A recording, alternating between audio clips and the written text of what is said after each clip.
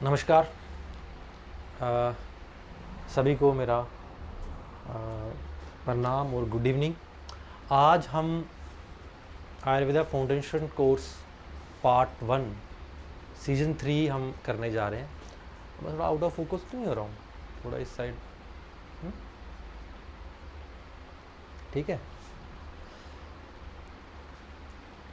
जैसा कि हमने कल देखा कि दोष जो है वो कहाँ से प्रकोपित होते हैं। साउंड क्लियर है? दोष हम जो है वो कहाँ से ओरिजिनेट होते हैं। कल हमने उनकी दोषास की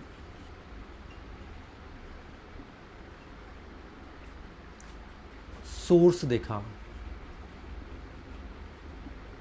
कि कहाँ से एग्जैक्टली डिजीज़ बनती है। जो संप्राप्ति हम पढ़ते आ रहे हैं काफ़ी टाइम से, वो बेसिकली एक टिप ऑफ द आइसबर्ग है। वो संप्राप्ति जो है जहाँ से निदान स्टार्ट हो रहे हैं, जो हम मानते हैं कि मिथ्या आहार विहार से व्याधि उत्पन्न होती है, वो एक टिप ऑफ द आइसबर्ग है। अगर हम ये समुंदर मान लें तो ये जो संप्राप्ति है जिसको हम मिथ्या आहार विहार बोलते हैं,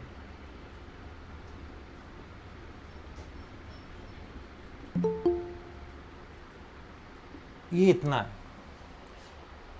हमने कल देखा कि कैसे डिजीज़ ओरिजिनेट होती है। अगर कोई बिल्कुल जीरो, बिल्कुल हेल्दी है तो वो कैसे बीमार होता है।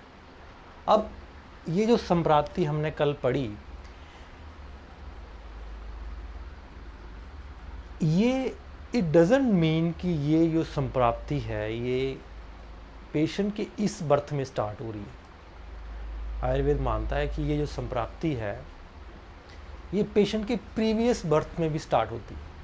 और मोस्ट ऑफ द टाइम जो बड़ी बड़ी व्याधियाँ हैं, जो क्रॉनिक डिजीज़ हैं, वो पूर्व जन्म कर्मों से स्टार्ट हो जाती हैं। कैसे स्टार्ट होती हैं? थ्रू व्याधि फॉर्मेशन। हम थोड़ा सा मैं डिटेल में नहीं जाऊंगा, लेकिन थोड़ा सा, क्योंकि हम आगे ये जब हम प्रकृति फॉर्मेशन पढ़ेंगे, प्रोबेबली अगले फाउंडेशन कोर्स में जब हम पढ़ेंगे कि प्रकृति कैसे फॉर्म होती है, कोई अगर वातज है तो वो वातज क्यों है, और कोई कफज है तो वो कफज क्यों है, क्यों एक जन्म लेता बच्चा वातज बनता है, क्यों एक कफज बनता है, क्यों समझ में आता है, क्यों पित्तज बनता है। तो वो हम सब प्रोबेबली नेक्स्ट फाउंडेशन कोर्स में देखेंगे। अभी के लिए मैं आपको ये थोड़ा सा एक ब्रीफ इंट्रोडक्शन देता हूँ कि कैसे प्रकृति हमें मिलती है और कैसे वो प्रकृति जो डिज़ीज़ का कारण बन जाती है। वो प्रकृति को अगर हम ना समझें, अगर रोगी अपनी प्रकृति को ना समझे और उसके अनुकूल आहार विहार व्यवहार ना करे, तो वही प्रकृति उसके लिए व्याधि का कारण बन जाती है।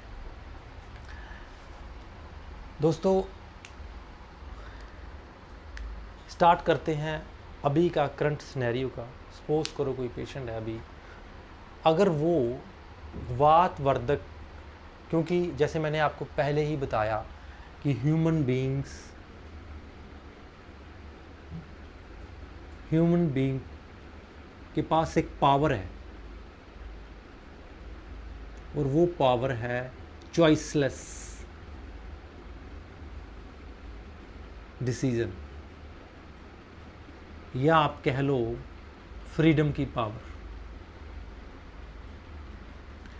लाइफ के किसी भी मोड में, किसी भी सिचुएशन में उसके पास फ्रीडम है। कोई उसको रोक नहीं सकता, कोई कानून रोक नहीं सकता, कोई पेरेंट्स रोक नहीं सकते, कोई उसको रोक सकता। वो फ्रीडम से अपना पाथ डिसाइड कर सकता है। तो अगर कोई व्यक्ति ऐसी सिचुएशन में पड़ता है जहाँ पे वो वात वर्धक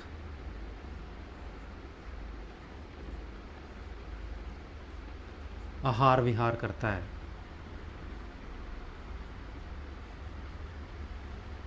मीन्स कोई लाइफ में स्ट्रेस आता है, उसकी एंजाइटी इश्यूज़ रहते हैं,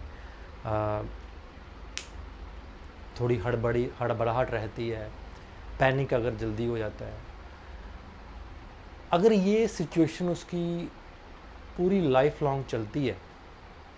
हालांकि अगर पेशेंट कफज प्रकृति का भी है, अगर सम प्रकृति का भी है, और इस बर्थ में सम प्रकृति के होने के बावजूद अगर कोई सिचुएशन ऐसी बन जाती है जिसमें वो वात वर्धक चीज़ें करना स्टार्ट कर देता है, वो एक्टिविटी करता है जो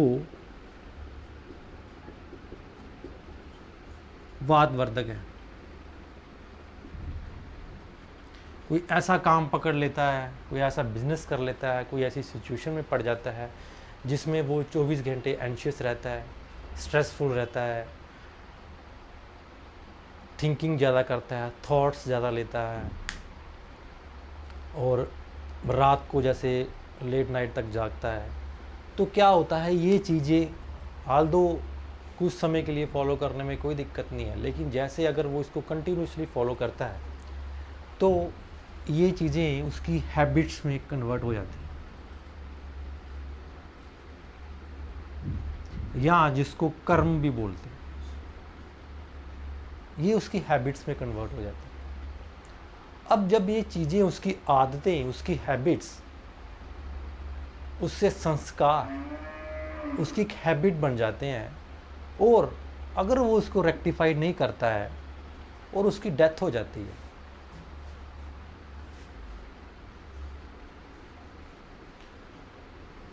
तो ये हैबिट्स जो उसने अडॉप्ट की थी, आल्दो वो सम प्रकृति में था, उसने सिचुएशन के हिसाब से, फ्रीडम ऑफ चॉइस के हिसाब से वो चीज़ें अडॉप्ट कर ली थी, सारी लाइफ उसने इसी तरीके से लाइफ जी।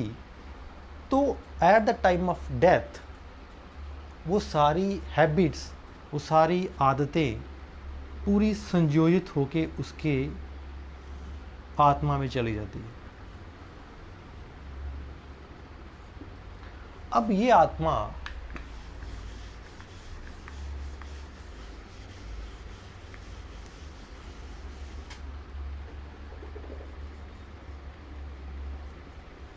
या सोल कह लो, एक फिनोमेना होता है सेलेक्ट करने का, गर्भाधारण जिसको बोलते हैं।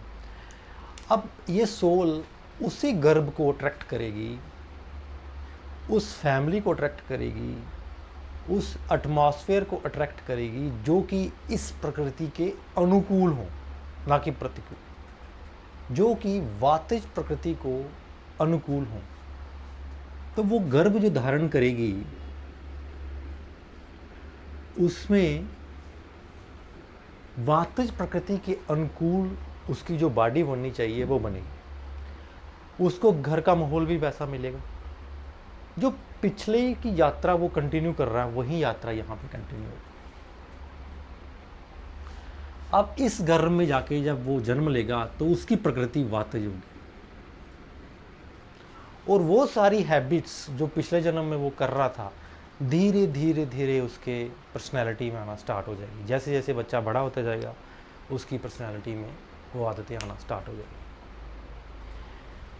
ये जो कंसेप्ट है पूर्व जन्म का, प्रकृति डिसाइड करने का, ये संहिता में मिलता है, लेकिन संहिता बहुत संक्षिप्त रूप में इसको वर्णन करती है। वो गर्भज भाव, मात्रज भाव इसको कारण भी मानती है, लेकिन अगर आप इससे और पीछे उपनिषदों की लैंग्वेज में जाओ तो गर्भज भाव और मात्रज भाव भी आत्मा, सोल सेलेक्ट करती है।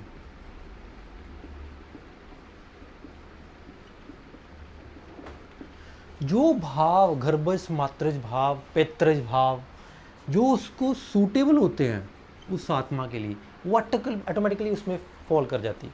आप जब ऐसा समझो कि जैसे कोई सांचा, जिस प्रकार का सांचा जहाँ फिट होना चाहे वहाँ पे फिट हो जाता है। तो वात्य प्रकृति का जो सांचा उसको मिलता है तो वो उस सांचे में आके फिट हो जाती है। अगर वो सांचा उसको नहीं मिलता है तो वो वेट करती है, जैसे उसको वो सांचा मिलता है उसके अनुकूल, उसके एटमॉस्फेयर, उसकी जो नेक्स्ट यात्रा उसकी होनी है उसके अनुकूल उसको वो गर्भ मिल जाता है, वो फैमिली उसको मिल जाती है जहाँ उसकी नेक्स्ट की जो वातिज की जो आदतें उसकी बनी हैं वो कंटिन्यू होंगी। अब वातज जब उसको प्रकृति मिल जाती है और उसकी जो हैबिट्स हैं वातज वाली वो भी कंटिन्यू करती हैं, अनलेस कोई ट्रिगरिंग फैक्टर ऐसा, कोई उसको गुरु ऐसा मिले जहाँ उसको ये चीज़ें उसके संज्ञान में आ जाए कि जो वो कर रहा है वो गलत है। अगर अनलेस वो उसको चेंज नहीं करता है वो सेम यात्रा को कंटिन्यू करता है। अब वात प्रकृति के होने के कारण वात रिलेटेड जितनी भी डिजीजेस होंगी वो उसके लिए प्रोन हो जाएगी। उसकी आयु भी कम होगी एज कंपेयर टू अदर प्रकृति। फिर आगे चेन ऑफ रिएक्शन स्टार्ट हो जाएंगे। उस हैबिट्स फॉर्मिंग जो पिछले जन्म में वो हैबिट्स कर रहा था उसकी वजह से उसका आहार भी ऐसा हो जाएगा, विहार भी ऐसा हो जाएगा और आदतें डे बाय डे कम्प्लेक्स होती जाती हैं। कर्म, आचार्य चरक बोलते हैं, कर्म डे बाय डे पेचीदा होता जाता है। अगर आपको आज एंजाइटी इशू है, आपको एंशियस हो, आपके अंदर पेशेंस नहीं है, आप हड़बड़ाहट में रहते हो, तो अगर आप इसको रेक्टिफाई नहीं करते हो तो ये डे बाय डे इंक्रीज होने वाली है, ये बढ़ने वाली है, ये रुकने वाली नहीं है। अनलेस आप इसके प्रति अवेयर होते हो, इसको किसी तरीके से कम करते हो, थ्रू मेडिटेशन, थ्रू ज्ञान विज्ञान ध्यान समाधि के थ्रू अगर इसको कम करते हो तो ये कम होने वाली है, अदरवाइज ये डे बाय डे बढ़ने वाली है। तो इन सिचुएशन के कारण उसको वैसे ही दोष उत्पन्न होते हैं, वैसे ही उसको व्याधियाँ लगती हैं। अगर कोई व्यक्ति क्रोधी बहुत ज़्यादा होता है, अगर क्रुद्ध होता है, हर एक्टिविटी में क्रोधी है, पित्त प्रकोपित करने वाले आहार विहार करते हैं, तो उसके प्रकृति पित्तिक होने वाली है। तो जो आज आप प्रकृतियाँ देख रहे हो पेशेंट्स की, डिफरेंट टाइप्स की, उनकी बहुत पिछले जन्मों की, बहुत पूर्व जन्मों की वो श्रृंखला है, हैबिट्स हैं। इसलिए मैं कहता हूँ हैबिट्स जो हैं इतनी आसानी से टूटने वाली नहीं होती। भगवान शिव कहते हैं, भगवान शिव जो शिव सूत्र में बोलते हैं कि कर्म आदतों को तोड़ने के लिए सिर्फ एक ही कारण, वो एक ही तरीका बताते हैं, इसको बोलते हैं मेडिटेशन या योग या तप। अब मेडिटेशन जो है, मेडिटेशन और मेडिसिन एक ही चीज़, मिलता जुलता वर्ड है, एक ही मूल से निकले हुए दोनों शब्द, मेडिसिन और मेडिटेशन। मेडिसिन इज फॉर दोषिक डिजीजेस। अगर आपने दोषास को, शारीरिक दोषास को थोड़ी देर के लिए बैलेंस करना है तो मेडिसिन इज गुड। और meditation is for thought related diseases, mind related disease.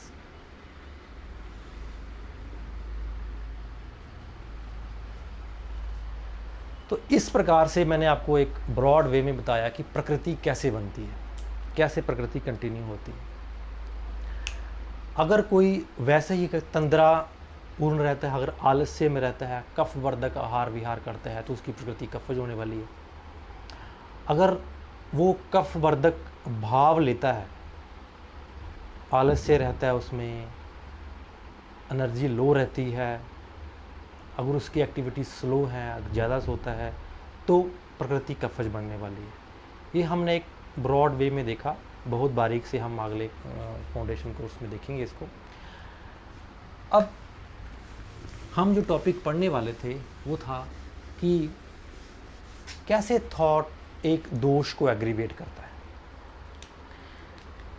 देखो, हम जिसकी चिकित्सा करने वाले हैं या जो हम चिकित्सा शास्त्र पढ़ रहे हैं वो है समता पर। इन द एंड हम क्या कर रहे हैं, बैलेंस कर रहे हैं, चाहे दोषों को बैलेंस कर रहे हैं, धातुओं को बैलेंस कर रहे हैं, कुछ भी बैलेंस कर रहे हैं, हम इन द एंड बैलेंस कर रहे हैं। और ये बैलेंस जो चीज़ है ये हम नहीं कर रहे हैं, ये ब्रह्मांड का रूल है, it's a law of universe. Everyone is trying to remain in balance form, जिसको आप मध्यम मार्ग भी बोल सकते हैं। पूरे ब्रह्मांड की कोशिश है कि हम बैलेंस रहें, बैलेंस में रहें, दो चीज़ों के बीच में मध्यम में चलने का ये सारा रूल है। और यही चिकित्सा है हमारी। चिकित्सा कुछ हटके नहीं है।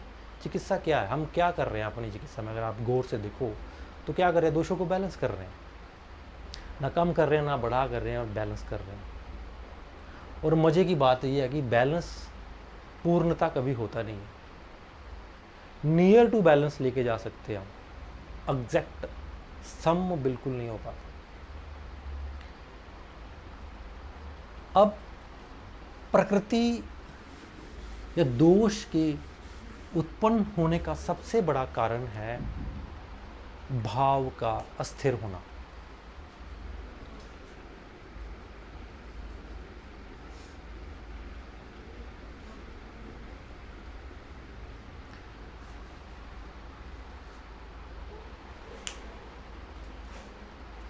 किसी भी चीज़ को जब हम किसी दूसरे के सामने व्यक्त करते हैं तो उसके या किसी चीज़ के बारे में हम जब सोच रहे होते हैं तो उसके तीन पटल हैं, तीन पैरामीटर्स हैं, तीन स्तर हैं। सबसे पहला है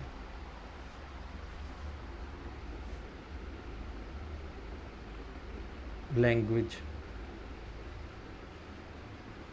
या वर्ड्स। हम अभिव्यक्ति करते हैं पहले लैंग्वेज या वर्ड से। किसी से कुछ बोलना हो हम वर्ड्स के थ्रू बोलते हैं। जो हमारी भाषा है, अलग अलग प्रकार की भाषा सभी की है, हम उसके थ्रू लोगों को अपने भाव बताते हैं। दूसरे शब्द तल पे आता है विचार, थॉट्स। हमने आपको बोलना है उससे पहले हम सोचते हैं। जैसे मैंने आपसे कुछ बात करनी है तो मैं जस्ट उससे पहले सोचूंगा, विचार बनाऊंगा मुझे क्या बोलना है। ये दूसरा पटल है। तीसरा है भाव का, इमोशन। इमोशन हालांकि एग्जैक्ट इसका मीनिंग नहीं है, लेकिन आप नियर टू उसको कह सकते हैं। दोष जब अनबैलेंस्ड होते हैं या विशिएटेड होते हैं, मानसिक दोष जो कि बाद में जाकर शारीरिक दोष अनबैलेंस करते हैं, वो स्टार्ट होते हैं यहाँ से।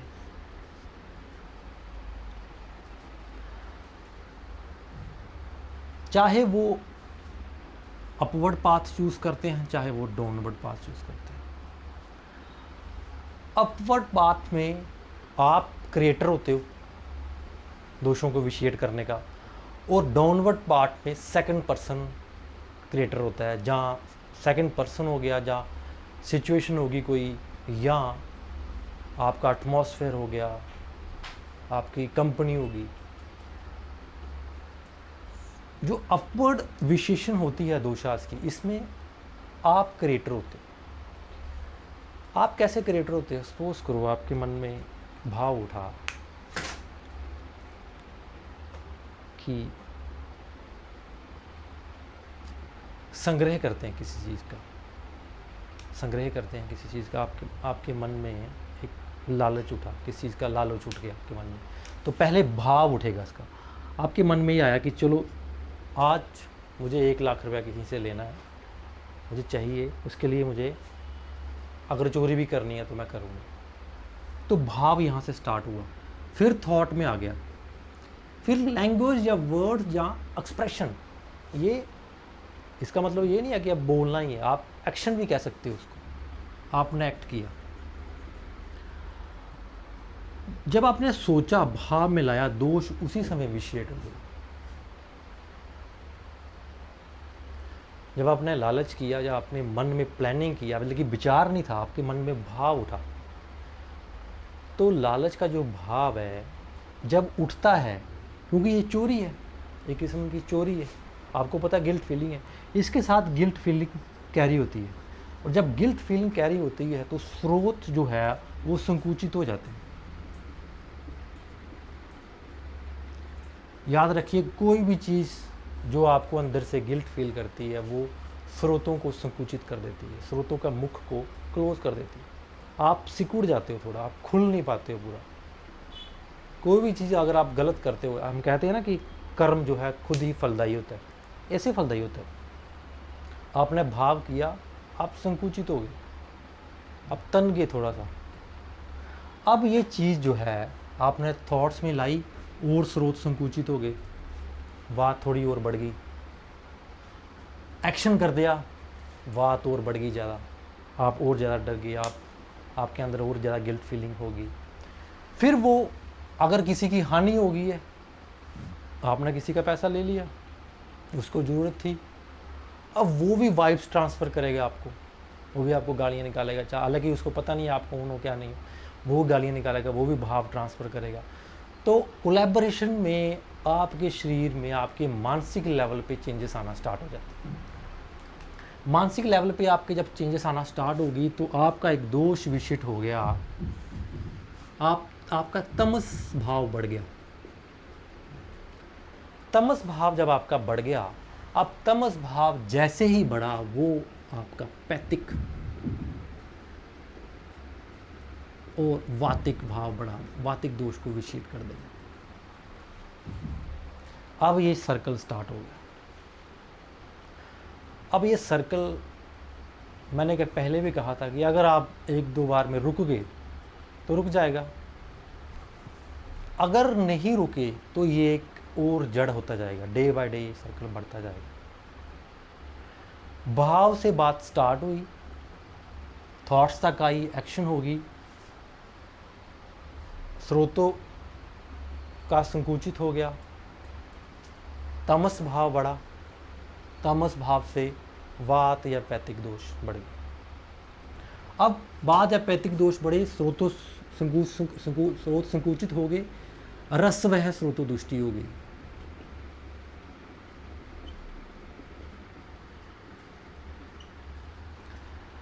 रस वह स्रोतो दृष्टि जब हुई तो अग्निमंद होगी। अग्निमंद जब हुई तो सारी बीमारियां आपके सामने, उसके आगे मुझे बताने की जरूरत नहीं है। फिर कोई भी व्याधि आपको लग सकती है, आप जो भी शरीर में आपके कमज़ोर पार्ट होगा वो आपको व्याधि उस समय स्टार्ट हो जाएगी। सो ऐसे ही मानसिक दोषों से लेके शारीरिक दोषों तक ये साइकिल चलता है, ये विषय सर्कल चलता है। सो डिजीज़ जो है, मैंने जैसे आपको कल बताया, सारी डिजीज़ चाहे उसकी जड़ यहाँ पड़ी है चाहे पिछले जन्म में पड़ी है, उसकी सारी डिजीज़ स्टार्ट होती है भाव से, थॉट से भी नीचे भाव से, इमोशन से। आपने कंजूसी की, कंजूसी आपको पता आयुर्वेद में कंजूसी के बारे में बहुत बड़ा वर्णन है, और कंजूसी जो है मैक्सिमम वातेज बीमारियों का कारण बताई गई है। आपने कंजूसी की, वो कंजूसी धीरे धीरे बढ़ती गई, वो मानसिक लेवल से स्टार्ट होती गई, फिर आपके शारीरिक लेवल पर आ गई। शारीरिक लेवल पर आती सबसे पहले उसने नाभि के नीचे के, षाढ़ंगधर कहते हैं जो कंजूस व्यक्ति है उसकी नाभि के नीचे का जो एरिया है, माशे पकवाशे,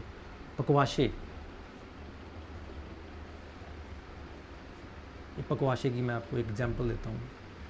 षाढ़ंगधर कहते हैं जो कंजूस व्यक्ति है उसके जो पकवाशे और अमाशय के जो स्रोत हैं, जैसे वो मुट्ठी बंद कर लेता है वो स्रोत भी बंद हो जाते हैं।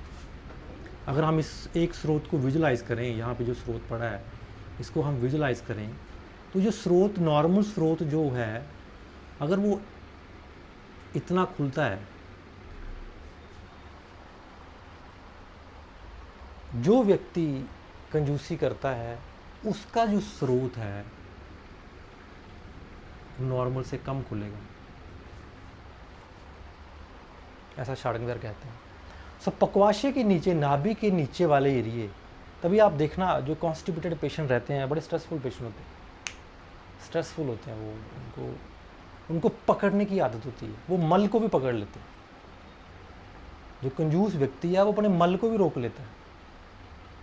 उनका अगर आप उनका बिहेवियर देखो ना, आप उनकी अगर आसपास आपके रहते हैं, आपकी फैमिली में हैं या कहीं और हैं, अगर आप उनका बिहेवियरल पैटर्न देखो तो उनको चीज़ों को रोकने की आदत है, चीज़ों को पकड़ के रखने की आदत है।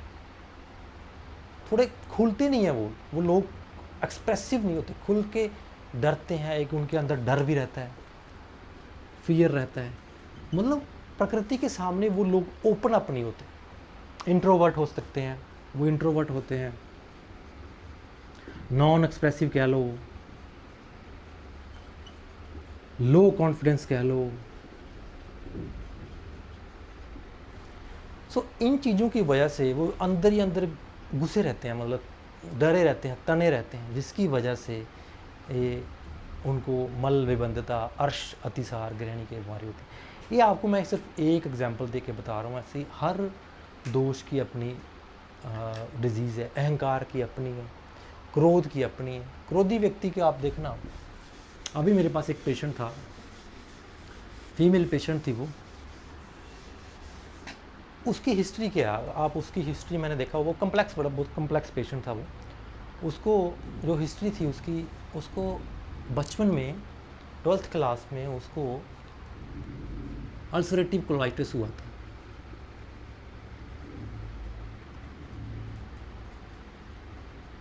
ट्वेल्थ क्लास में उसको अल्सरेटिव कोलाइटिस हुआ, फिर उसको ब्लीडिंग पाइल्स है,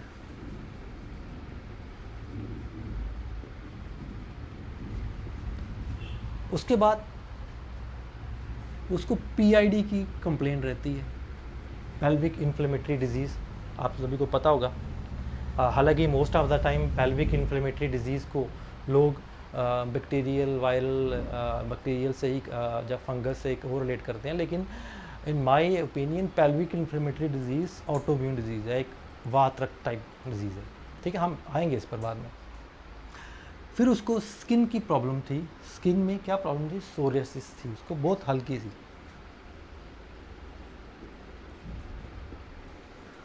अब ये सारी उसको एक सिंड्रोम की तरह थी, जो कि ऑफ एंड ऑन कोई ना कोई चीज़ बीच में आती जाती थी उसको। अब मैंने उसको, उसकी पूरी पर्सनालिटी को देखा, उसके व्यक्तित्व को देखा, तो पाया कि वो लड़की, उसको एंगर इशू थे शुरू से ही, ब्लीडिंग पाइल्स था, उसको कॉन्स्टिपेशन भी थी, एंगर इशू थे, इंट्रोवर्टेड, नॉन एक्सप्रेसिव,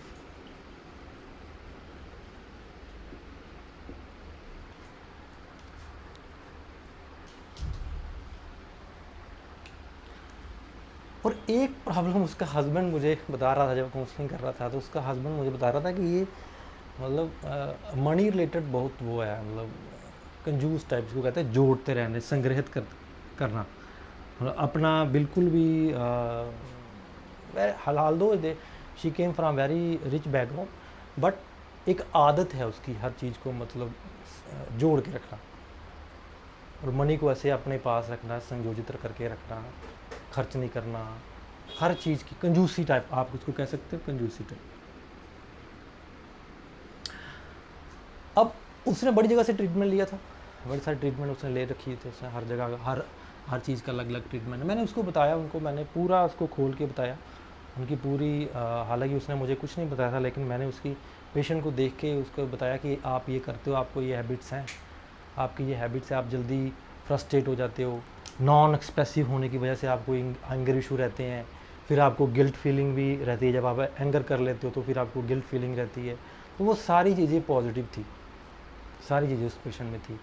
अब ट्रीटमेंट क्या कर रहे थे लोग, कभी किसी ने अल्सरेटिव कोलाइटिस का ट्रीटमेंट कर दिया, ब्लीडिंग पाइल्स का कर दिया, अब एक चीज़ उठती थी, दूसरी चीज़, एक चीज़ बैठती थी, दूसरी चीज़ उठ जाती थी, दूसरी चीज़ तीसरी उठ जाती थी, आइस में एलर्जी थी उसको।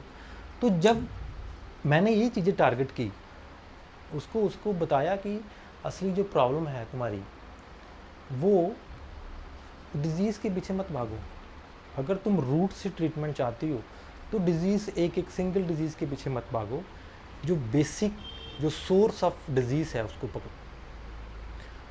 अब सोर्स ऑफ डिज़ीज़ क्या है, सोर्स ऑफ डिज़ीज़ इस पेशेंट में क्या है, वो है इंट्रोवर्ट। इंट्रोवर्ट भी एक अहंकार का रूप है, ego, shyness is also an ego. जब आप इंट्रोवर्ट होते हो तो आपको लगता है कि कई बार आप किसी के सामने बोलते नहीं हो, आपको लगता है कि इसको मेरी बात समझ नहीं आएगी, या ये मेरे लेवल का नहीं है, जहाँ कई बार आपको, क्योंकि अहंकार क्या है, अहंकार दोनों तरफ से चलता है। अहंकार इसका मतलब ये नहीं है कि आप अहंकारी व्यक्ति हर वक्त अपने आप को ये अच्छा मानता है, या सुपीरियर मानता है। वो अप एंड डाउन होता रहता है, कभी वो सुपीरियर मानता है, कभी वो अपने आप को इन्फीरियर मानता है। अगर उससे थोड़ा सा बड़ा कोई आ जाएगा, वो एकदम से इन्फीरियर हो जाएगा, एकदम से इन्फीरियर कम्प्लेक्स में आ जाएगा। अगर थोड़ा सा कोई नीचे आएगा, वो एकदम से सुपीरियर कम्प्लेक्स में आ जाएगा। सो ये अप एंड डाउन होता रहता है। थोड़ा सा उसको लगेगा कि कोई व्यक्ति मेरे से ऊपर है, तो वो एकदम से इन्फीरियरिटी कम्प्लेक्स में चला जाएगा, इतना चला जाएगा कि वो अगर कोई पढ़ने वाला होगा तो सामने उसको दिख जाएगा। और अगर थोड़ा सा कोई नीचे होगा तो वो इतना सुपीरियर कम्प्लेक्स में चला जाएगा, उसको समझेगा कुछ नहीं। इसकी वजह से पेशेंट इस जाल में रहता है, 24 घंटे कन्फ्यूज़ रहता है, एंगर इश्यूज़ रहते हैं उसको। और जो मैंने दूसरा आपको बताया कंजूसी का, जो उसको एक रीज़न था। अब जब मैंने इस पर वर्क किया, मैंने उसको बोला कि मेडिसिन तुम्हारी चलेगी, लेकिन इस चीज़ों पे वर्क करना पड़ेगा। अगर तुम अपने बिहेवियरल पैटर्न को, अपने थॉट के पैटर्न को नहीं चेंज करोगी, तो हमेशा तुम ऑटोइम्यूनिटी के लिए प्रोन रहोगी। ये बीमारियां तो कुछ भी नहीं, आपसे इससे बड़ी बीमारी हो सकती है, आपको कोई और, आपको सीए तक भी हो सकता है। बिल्कुल डेफिनेटली वो पेशेंट प्रोन थी इन चीज़ों के लिए। अब जब पेशेंट को हम ये चीज़ें ट्राई करते हैं, बहुत सारे वैद्यों को लगता है कि ये पेशेंट नहीं मानता, ये चीज़ें मुश्किल है सुधारना। ऐसी बात नहीं है। आप थोड़ा सा बीज भी डाल देते हो ना अगर पेशेंट की हैबिट्स को ठीक करेक्ट करने में, आल्दो वो आपके सामने नहीं माने, लेकिन ये सारी चीज़ें हो रही है इग्नोरेंस में। पता उसको है, लेकिन उसको ठीक करने का कोई तरीका नहीं पता चल रहा। उसको लगता है ये नॉर्मल है। जैसे ही आप उसको एक्सपोज करते हो उसी के सामने, आप उसको खुला कर देते हो उसी के सामने, आप उसको ओपन अप कर देते हो, उसको आपके पूरे कपड़े उतार देते हो उसके, तो वो पेशेंट, अब देखो आंखों देखे तो जहर कोई नहीं खाता, आज नहीं तो कल वो पेशेंट धीरे धीरे इन चीज़ों को रेक्टिफाई करना स्टार्ट कर देता है। अब बताने के बाद उसको करेक्ट करने की भी चिकित्सा भी करनी है। अब ये नहीं है कि आपने पूरा उसको डायग्नोस बना के दे दिया, आगे आप भी खाली हो कि अब क्या करना, आगे कैसे करेक्ट करना है इसको। तो हम देखेंगे आगे वो कैसे इसकी चिकित्सा कैसे करनी है, दोषों की कैसे, मानसिक दोषों की चिकित्सा कैसे करते हैं। तो जैसे ही आप उसको ये बताते हो, तो पेशेंट धीरे धीरे धीरे, जैसे जैसे वो आपकी फॉलोअप पे आता है, आप इन चीज़ों पे वर्क करते हो, तो धीरे धीरे मैं आपको ये अश्योर करता हूँ, ये मेरा एक्सपीरियंस है, कि जैसे आप दोष के सोर्स पे प्रहार करते हो ना, तो जो डिजीजेस हैं ना, जो ब्रांचेस हैं,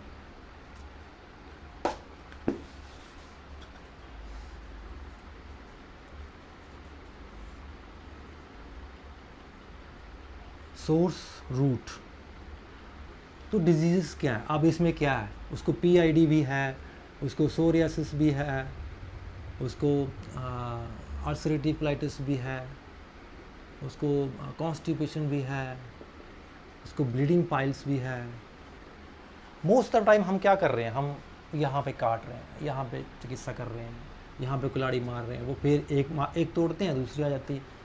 मैं ये नहीं कह रहा हूँ आपको कि आप इस पे चिकित्सा मत करो, ये करनी है आपने, तो इमीडिएट रिलीफ उसको इसी से आएगा। वो पहली लैंग्वेज उसकी यही है। अगर आप ये नहीं करो, उसको सिर्फ ज्ञान दे दोगे, तब नहीं वो बात बनेगी। ये लैंग्वेज उसी की है, यूनिवर्सल लैंग्वेज है, ये तो आपने करनी है, इसमें तो हमने मास्टरी करनी है। लेकिन मैं आपको ये कह रहा हूँ कि इस पर भी हमने मास्टरी करनी। जैसे आपने यहाँ पे कुल्हाड़ी मार दी ना, ये तो अपने आप सूखते जाएंगे। फिर आप सिंपल सी मेडिसिन भी देते ना, रिजल्ट आ जाता है। आप सिंपल सी गोदंती बसम भी दे दोगे ना यहाँ पे, तो रिजल्ट आपको, परिणाम आपको देखने को मिल जाएगा। अगर इस पर फोकस नहीं करोगे तो विरेचन करा लो जितने मर्जी, हर साल विरेचन कराओ, कोई रिजल्ट नहीं आने वाला। विरेचन क्या, कर्म क्या, आपको पता हो पंचकर्मा क्या करते हैं। पंचकर्म कर्मों को ढीला करते हैं, हैबिट्स को ढीला करते हैं। पंचकर्म का लास्ट फलश्रुति हर एक पंचकर्म की क्या है, उसका फल क्या है। हर एक पंचकर्म का फल है कि पेशेंट लघु फील करता है, ही और शी शुड फील गुड, लघुता, रिलैक्सेशन, शांति। तो जब ये चीज़ें होती हैं तो आदतें ढीली पड़ जाती हैं, इसलिए उनका नाम कर्म है। पंचकर्म में जब पूरा अच्छे से पंचकर्म हो जाता है तो पेशेंट ढीला पड़ जाता है, आदतें उसकी ढीली पड़ जाती हैं।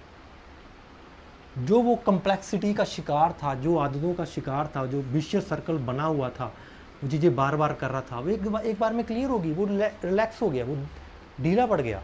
अब क्या है, आदतों को आसानी से मोड़ा जा सकता है। इसलिए पंचकर्म साधुओं में आयुर्वेद ने नहीं बोला, आयुर्वेद ने जो आचार रसायन को सबसे ऊपर रखा है। हम देखेंगे आगे कि आचार रसायन में क्यों किसी को द्रव्य की भी जरूरत नहीं है, क्योंकि आचार रसायन क्या, आचार रसायन कहाँ पे काम कर रहा है, थॉट्स पे काम कर रहा है, हैबिट्स पे काम कर रहा है, इसलिए उसको सबसे बड़ा रसायन बोला गया है। तो जैसे ही आपने इसको रूट पे टैकल कर दिया, आप सिंपल सी औषधि से भी ठीक कर सकते हो। नहीं तो क्या हो रहा है, आप महातिक्तम भी दे रहे हो, आप पटोल कटोर रोहिणी भी दे रहे हो, आपको समझ नहीं आ रहा, कभी आप पटोल कटोर रोहिणी दे रहे हो, कभी अरगवत दे रहे हो, लेकिन पेशेंट यूं का तू बना हुआ है। और दूसरी बात, जैसे आप यहाँ पे स्ट्राइक करते हो ना उसके माइंड पे, थॉट पे, तो चिकित्सा उसी वक्त स्टार्ट हो जाती है, पेशेंट बैठे हुए चिकित्सा स्टार्ट हो जाती है।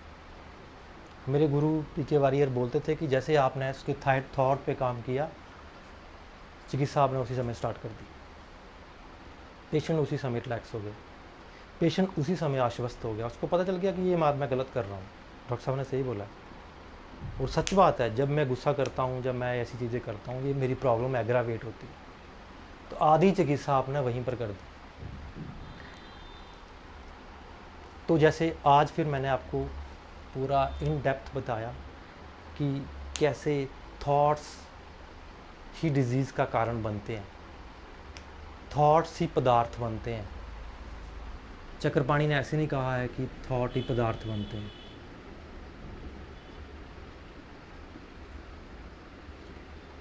विचार ही पदार्थ ऐसे नहीं बनते। ये पूरा मैंने आपको कल और आज मैंने पूरा आपको ये एक्सप्लेन किया कि कैसे एक गलत थॉट एक चेन रिएक्शन को स्टार्ट करता है। और ये अकेला पेशेंट पे लागू नहीं होता, हम सभी पेशेंट हैं, एवरीवन इज़ पेशेंट ना। तो ये सबसे पहले अपने पर लागू करना हमें, क्योंकि जब तक ये चीज़ें अपने पर आप इम्प्लीमेंट नहीं करते, आप पेशेंट को कन्विंस नहीं कर पाते, वो बात नहीं आ पाएगी आपके अंदर, वो कॉन्फिडेंस नहीं आएगा। और अगर आप खुद इसको इम्प्लीमेंट करते हो तो ट्रस्ट माने कि आप बहुत कम भी अगर बोलोगे तो भी पेशेंट फॉलो करेगा। तो आज के लिए हम इतना ही पढ़ेंगे, कल हम देखते हैं कि दोष कैसे हम उनको एक्सप्लेन करेंगे, कि ये चीज़ें तो हमने पढ़ ली, अब हम देखेंगे कि दोष जो है कैसे होते हैं, कैसे वो विशिएटेड होते हैं, और एक दोष कैसे बनता है, और एक्चुअल में वात पित्त कफ है क्या। बेसिकली वात पित्त कफ है क्या, जो हम इतने सालों से पढ़ते आ रहे हैं लेकिन फिर भी हमें समझ नहीं लग रहा। वात पित्त कफ है क्या, और कैसे हम इनको बैलेंस कर सकते हैं, ये प्रकोपित कैसे होते हैं, इनके क्या क्या लक्षण हैं, डिफरेंट टाइप्स के वात पित्त कफ हैं, वो हम देखेंगे, क्लिनिकल व्यू ऑफ पॉइंट से देखेंगे। आपको जो पीछे मैंने लेक्चर दिए, मे भी आपको कुछ वैद्यों में लग रहा होगा कि डॉक्टर साहब थ्योरेटिकल जा रहे हैं या बहुत ज़्यादा स्पिरिचुअलिटी में जा रहे हैं, लेकिन ये बहुत कम मैंने आपको बताया है। आने वाले फाउंडेशन कोर्स में धीरे धीरे मैं आपको बताता जाऊँगा। देखिए, ये चीज़ें बहुत मस्ट है, अगर आपने आयुर्वेद को पूरा एज इट इज़ पढ़ना है, अगर एज इट इज़ आप आयुर्वेद को समझना चाहते हो, पढ़ना चाहते हो, तो आपको रूट ही अपनी करेक्ट करनी पड़ेगी। जैसे कि मैंने आपको बताया कि दोषों की रूट क्या है, वैसे ही आयुर्वेद पढ़ने की रूट भी हम यहाँ पढ़ रहे हैं, कि कैसे एक जड़ से सही तरीके से आयुर्वेद का पौधा लगाएं, हम सही तरीके से अंकुर डालें, बीज डालें, ताकि वो जब निकले फ्रेश निकले और बिना किसी कमी के, बिना किसी दोष के, और जब वो बड़ा हो वो ऐसा कल्प वृक्ष बने कि जिसमें कोई भी दोष ना हो, और वो कल्प वृक्ष फल ही फल दे, और जो हमारा लक्ष्य है द्विज वैद होने का, वो हम अटेन कर सकें। तो कल मोस्ट प्रोबेबली हम 2 सेशन लेंगे, क्योंकि मैं इस फाउंडेशन कोर्स को जल्दी से जल्दी वाइंड अप करना चाहता हूँ ताकि हम नेक्स्ट को बढ़े। कल संडे है, हम 2 सेशन लेंगे। टाइमिंग मैं आपको बता दूंगा। सेशन हमारे सेशन का जो टाइम रहेगा वो इतना रहेगा 1 आवर टू 45 मिनट, क्योंकि इससे अगर ज़्यादा पढ़ते हैं तो बोरिंग हो जाता है। तो आज के लिए कोई आपके क्वेश्चन हो, कोई आप कुछ पूछना चाहते हो तो हम डिस्कस कर सकते हैं।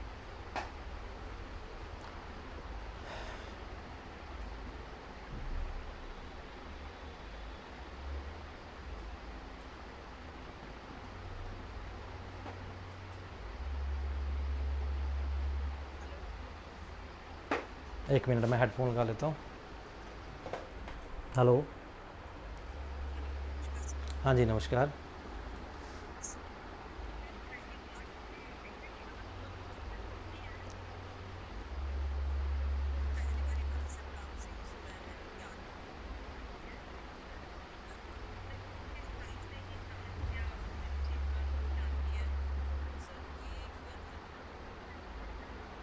आपकी आपकी आवाज़ थोड़ी क्लियर नहीं आ रही है, आप थोड़ा सा। हाँ हाँ हाँ हाँ,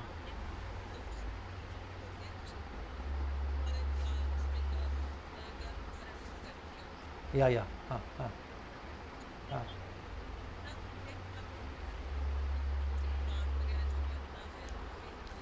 ठीक है ठीक, यही क्वेश्चन है आपका?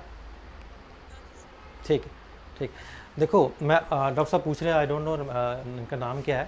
डॉक्टर साहब पूछ रहे हैं कि जो आपने बताया कि गर्भ धारण हमारा कैसे होता है, ये क्या कोई इसका रेफरेंस है क्या, क्या मतलब इसका, आप कैसे पुराणों में इसका क्या वर्णन है? देखो ये जो मैंने आपको बताया है आयुर्वेद गर्भोत्पत्ति भाव, हम आगे पढ़ेंगे उसमें आयुर्वेद जो है वो मानता है कि माता पिता बच्चे का बहुत सारे भाव है, उसकी वजह से प्रकृति बनती है। लेकिन मैं उसके भी पीछे हटके आपसे, उससे भी पीछे, जो कि आयुर्वेद बताता है, ऐसी बात नहीं है, लेकिन क्या होता है कि आयुर्वेद में कुछ सूत्र ऐसे हैं जो कि बहुत हिडन है। हिडन इन द सेंस कि संकेत मात्र दिए हुए उनके उनके संकेत हैं। संकेत क्यों है? क्योंकि आचार्य चाहते थे कि ये एक्चुअली जो बातें हैं ये सामान्य बुद्धि की बातें नहीं है। आयुर्वेद आचार्य चाहते थे कि अगर कोई यहाँ तक पहुँचता है तो वो मेहनत करके पहुँचे, जो कि बहुत पैशनेट है, जो कि बहुत जानना चाहता है, जिसके अंदर तीव्र जिज्ञासा है। तो आयुर्वेद के जो सूत्र हैं उनको 3 तरीके से पढ़ा जा सकता है। एक तो अगर सामान्य आपने सिर्फ चिकित्सा से मतलब है, आपने सिर्फ दवाइयों से मतलब, आपने द्रव्य से मतलब है, तो आप संहिता पढ़ो, एक बार में वाइंड अप कर दो, 2-3 बार पढ़ो, आपको जो चाहिए आपको मिल जाएगा, ऐसी बात नहीं। फिर एक दूसरा पटल आता है जो थोड़ा सा और जिज्ञासा वाले होते हैं कि यार क्या, कैसे, हाउ, ऐसा क्यों, कैसे हो रहा है। तो उनके लिए भी सूत्र हैं, पढ़े हुए हैं सूत्र थोड़े थोड़े। जैसे मैंने आपको प्रज्ञावान के सूत्र पाए, दृष्टा के बताए। अब एक जगह रेफरेंस आता है इंद्रिय स्थान में, आत्रेय से उनका एक शिष्य क्वेश्चन पूछता है कि इतने सारे दुख हैं, आपने इतनी सारी व्याधियाँ बता दी, इतने सारे दुख हैं, असाध्य साध्य, तो क्या कोई ऐसा भी तरीका है एक कि जिससे सारे दुख मिट जाए? क्या ऐसा कोई तरीका है जिससे असाध्य बीमारियाँ भी ठीक हो जाए? तो एक सूत्र में, छोटे सूत्र में आचार्य आत्रेय बोलते हैं कि वो एक तरीका है, वो है योग। अब देखो उन्होंने बोल दिया, उन्होंने संकेत कर दिया कि ये एक तरीका है योग, योग से सारे दुख खत्म हो जाते, साध्य साध्य सारी बीमारियाँ ठीक हो जाती। अब अगर आप इसको सामान्यता से मतलब लें तो आप सोचोगे कि योग मीन्स अपने आसन वगैरह कर लो, मेडिटेशन कर लो, तो उससे सारे दुख दूर हो जाएं। लेकिन अगर आप प्रैक्टिकल वे में देखो तो नहीं ठीक होते वो चीज़ें। तो इसका मतलब क्या है कि योग, जब आप समाधिस्थ लास्ट अवस्था आ जाते हो, जब आप दृष्टा की अवस्था में आ जाते हो, जब आपके सामने गलत भी हो रहा, सही भी हो रहा हो, तो आपको कोई फर्क नहीं पड़ता, आपकी आत्मा को कोई फर्क नहीं पड़ता, आप साक्षी भाव में आ जाते हो। चीज़ें आ रही हैं, चीज़ें जा रही हैं, आप सिर्फ एक विटनेस हो, आप सिर्फ देख रहे हो, तो फिर मैटर नहीं करता दुख कब छूता है, दुख कब पीड़ा ज़्यादा देता है, जब आप उसके साथ जुड़ जाते हो, जब आप उसे हटाने की कोशिश करते हो, जब आप उसे एलिमिनेट करने की कोशिश करते हो, जब आप साक्षी हो जाते हो, एडमिट कर लेते हो, तो दुख अपनी पकड़ कमज़ोर हो जाती है, उसकी पकड़ ढीली पड़ जाती है। तो आप देखना बड़े बड़े साधुओं को, बड़े बड़े ऋषियों को भयंकर बीमारियां हुई। बुद्ध पेचस की बीमारी से मरे, उनको विष लग गया था। फिर कृष्ण मूर्ति को कैंसर हुआ। एक और एनलाइटेड पर्सन थे साउथ से, उनको गले का कैंसर हुआ, जिनको स्वामी विवेकानंद के गुरु थे।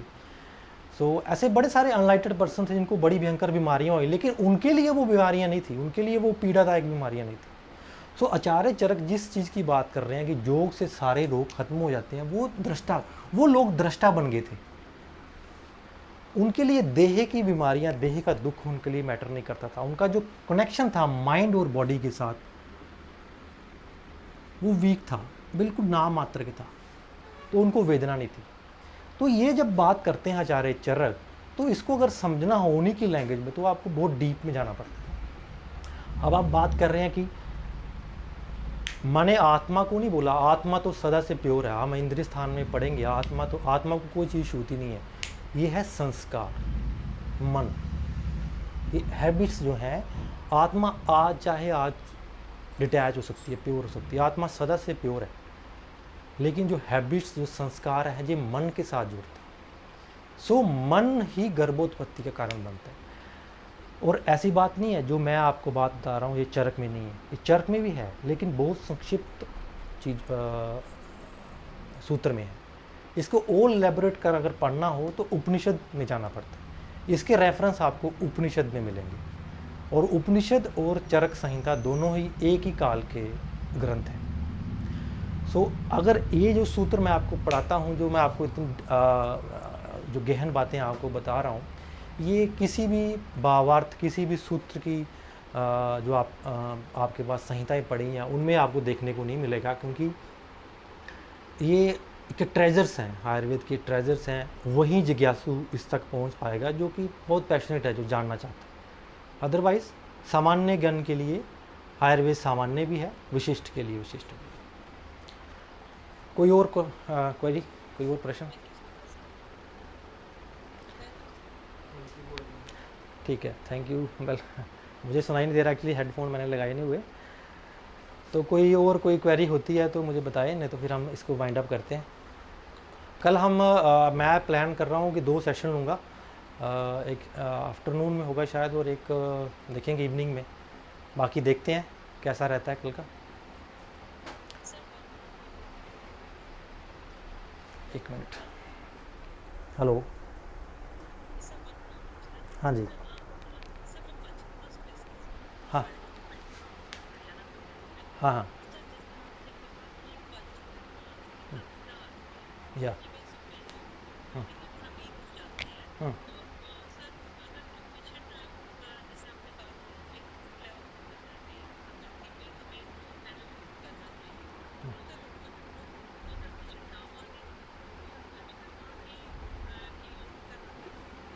ना माने मतलब समझा नहीं।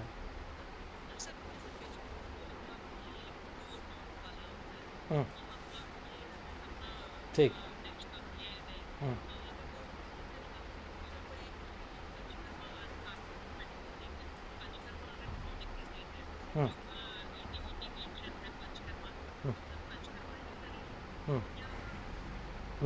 मैं बताता हूँ आप, ठीक है। अच्छा क्वेश्चन है, गुड क्वेश्चन। एक मिनट। डॉक्टर साहब ने पूछा है कि अगर पेशेंट, आपने उसको हैबिट्स करेक्शन के लिए बोला है, वो नहीं मान रहा है, तो देखो डॉक्टर साहब, एक बात, मेरी बात ध्यान से सुनो। आप सभी चीज़ को ट्रीट नहीं कर सकते। You can not treat each and every patient ना। हर बंदे का माइंडसेट है। ऐसे तो भगवान बुद्ध भी सभी को करेक्ट नहीं कर पाए ना, भगवान कृष्ण भी सभी को करेक्ट नहीं कर पाए, है ना। तो आप सभी को करेक्ट नहीं कर सकते। मैं आपको एक तरीका बता रहा हूँ, सारे पेशेंट नहीं सुनेंगे ये। आप अपने घर में किसी को सुना के देख लो, सभी नहीं सुनते। तो ये जरूरी नहीं है कि आपको कोई हिडन ट्रेजर मिल गया। कई बार आपके पास ऐसी चीज़ होती है, इतनी अच्छी चीज़ होती है कि जो पेशेंट को एकदम से रिलीफ देगी, लेकिन अब उसका कर्म ऐसे है, उसकी हैबिट्स इतनी स्ट्रांग हो गई हैं। आचार्य चरक बोलते हैं ना कि या तो योग से है, कर्मज रोग कैसे शांत होते हैं। आचार्य चरक बोलते हैं कर्मज रोग कैसे शांत होते हैं, या तो योग से या फिर भोग से, या तो योग मीन्स हैबिट्स चेंज करने वाली कोई भी टेक्निक, ध्यान, ज्ञान, विज्ञान, जैसे आचार्य चरक बोलते हैं ज्ञान, विज्ञान, ध्यान, समाधि, है ना, या ज्ञान विज्ञान। ज्ञान मीन्स आप उस चीज़ को खोल के बोल दो, उसके सामने रख दो, भाई ये चीज़ है, इसका ये साइंस है ना, उसको ज्ञान कर दो। या विज्ञान, उसकी साइंस बता दो, उसकी पैथोफिजियोलॉजी बता दो, या फिर उसको मेडिटेशन करना बता दो। या फिर समाधि, समाधि मीन्स लास्ट, कि बिल्कुल प्योरेस्ट फॉर्म ऑफ ध्यान, या ये चीज़ें बता दो। अगर ये चीज़ें करने के बताने के बाद भी पेशेंट नहीं आपकी बात मान रहा, तो उसका इट मीन्स उसका कर्म बहुत प्रबल है, उसका कर्म बहुत प्रबल है, तो वो भोगेगा, वो उसका एक्सट्रीम तक जाएगा। और एक्सट्रीम उसका क्या है, अगर कोई डेडली डिजीज़ है तो डेथ होगी, डेथ होने के बाद नेक्स्ट बर्थ होगी, नेक्स्ट बर्थ में हैबिट्स ही रहेंगी, लेकिन उसको एक अपॉर्चुनिटी मिलेगी दोबारा करेक्ट करने की। अब बात आती है कि आपने जैसे बोला कि ये चीज़ें करने के बाद पेशेंट नहीं सुन रहा, तो आप उसको पंचकर्म बोलते हो, तो definitely you can go for panchakarma, है ना, वो तो जाना ही आना है। पेशेंट, ये चीज़ें सभी के लिए नहीं है, ये सभी को फॉलो नहीं करते। पंचकर्म से क्या होता है, देखो पंचकर्म से एक चीज़ होती है सबसे पहले इंस्टेंटली, वो है दोष, शारीरिक दोष एकदम से शांत हो जाते हैं, शारीरिक दोष एकदम से निकल जाते हैं। तो प्लस पॉइंट आपको रहता है, जैसे इस टाइप ऑफ सर्जरी, जैसे अगर ट्यूमर, किसी बॉडी में ट्यूमर है बहुत बड़ा, अब आप कहोगे कि यार पहले कीमो दो, रेडियो दो, है ना, तो ट्यूमर कम होगा। अब कीमो रेडियो से बहुत स्लो प्रोसेस होने वाला, आप सर्जरी कर देते हो, आप इतना ट्यूमर निकाल देते हो बाहर, आपने बहुत बड़ा काम कर दिया, है ना। आप इतने से पार्ट पे कीमो रेडियो करके आप उसको एलिमिनेट कर सकते हो। तो same goes with the panchakarma also. दोष बहुत ज़्यादा प्रबल हो चुके हैं, बहुत ज़्यादा संचय हो गया, पेशेंट सुन नहीं रहा, क्योंकि उसके बस की बात नहीं है। मैंने कल आपको बताया था कि जब आदतें एक लिमिट के ऊपर हो जाती हैं तो वो कंट्रोल में नहीं रहती। कर्म जब एक लिमिट के बाहर बढ़ जाते हैं तो कंट्रोल में नहीं रहते, तो आप पंचकर्म करवाते हो। पंचकर्म जो भी सूटेबल पंचकर्म है, जैसे आपने करवाया, आपने ट्यूमर कम कर दिया, 75% ख़त्म कर दिया, अब थोड़ा सा रह गया, उसके बाद उसको उसकी चिकित्सा पर लेके आओ। क्योंकि जब पंचकर्म हो जाता है, अगर सही शुद्धि हो जाती है, मैं अपना एक्सपीरियंस आपको बता रहा हूँ, अगर अप्रोप्रिएट पंचकर्म आपने कर दिया, सम्यक शुद्धि होगी, तो पेशेंट ये चीज़ें सुनता है। फिर आप रूट पे स्ट्राइक करोगे, डेफिनेटली ही विल लिसन, और फिर आप कोई भी ट्रीटमेंट करोगे वो जल्दी अडाप्ट करेगा। हालांकि ये भी कोई गारंटी नहीं है कि वो सुनेगा ही। Rarest of the rarest case में भी ऐसा होगा कि जब कर्म बहुत ज़्यादा प्रवान हो गया है, तो फिर पंचकर्म से भी शोधन नहीं होता, शमन चिकित्सा भी शोधन नहीं होता, फिर वो भोग की तरफ आता है पेशेंट, फिर वो भोग करके ठीक होता है। कुछ पेशेंट देखना, आप हो गए आपकी प्रैक्टिस में, आप सब कुछ कर लेते, वो नहीं ठीक होते। फिर मेरे गुरु क्या करते थे, वो छोड़ देते थे, वो कहते यार जब इसका कर्म डाउन हो जाएगा, जब एक थोड़ा शिथिल पड़ जाएगा, तब ठीक होगा। या तो वो ठीक होगा, या तो वो ठीक हो जाएगा शिथिलता से, या फिर वो डेथ के बाद उसका कर्म शिथिल होगा। सो ये तरीका है। आई होप आपको मेरा आंसर आपकी क्वेरी को जस्टिफाई कर गया होगा। अगर अगेन आपको कुछ है तो मुझे बताएं, अगर उनको क्वेरी है तो। ठीक है, किसी और का क्वेश्चन कोई?